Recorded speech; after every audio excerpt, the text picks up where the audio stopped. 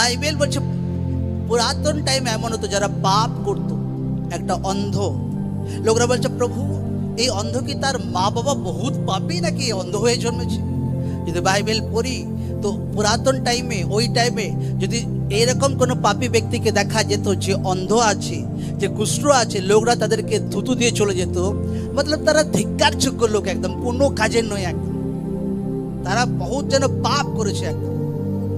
কিন্তু যখন যীশু খ্রিস্ট শারীরিক রূপে এই দুনিয়াতে এলেন তো একটা অনুগ্রহ এলো দুনিয়াতে, একটা দয়া এলো দুনিয়াতে। তো যে তরিকার লোকরা ব্যবহার করতো যে ছি এই লোকটার উপর ধিক্কার, তু এই লোকটার উপর ধিক্কার, এই জন্য যীশু খ্রিস্ট যে ধিক্কারের জন্য লোকরা সে অন্ধকে থুতু দিত, সেই থুতু দ্বারাই সে অন্ধকে চোখ খুলে দিয়েছিল একদম। Amen, amen. বাইবেল পড়ে দেখে নাও একদম।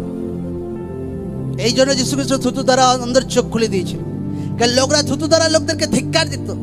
যখন আপনি প্রভুতে আসেন অনেক সময় লোকরা আপনাকে ধিক্কার দেয়, অনেক সময় লোকরা আপনাকে নিন্দা করে।